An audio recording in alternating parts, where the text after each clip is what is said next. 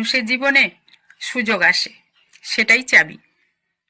সব দরজাই বন্ধ হোক, সঠিক সময়ে সঠিক পদক্ষেপ নিলে তা খুলে যায়। ছোট সিদ্ধান্তও মানুষের জীবন বদলে দিতে পারে। মানুষ তার নিজের শক্তিকে যতটা ছোট ভাবছে, বাস্তবে সে তার চেয়ে অনেক বড়। ছোট পদক্ষেপই বড় সফলতার শুরু। ব্যর্থতা কোনো শেষ নয়, বরং নতুন পথের দরজা।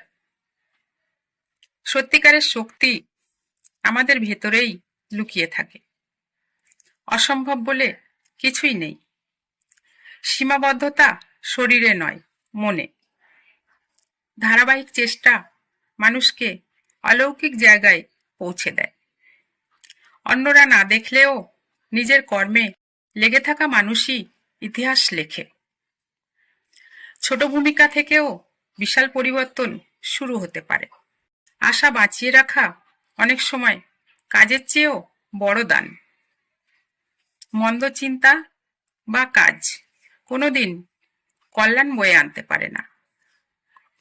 দুনিয়ার মানুষ তোমাকে হয়তো ঠকিয়ে চলে যাবে, দুঃখ পেও না। সৃষ্টিকর্তা কখনো তোমাকে ঠকাবে না।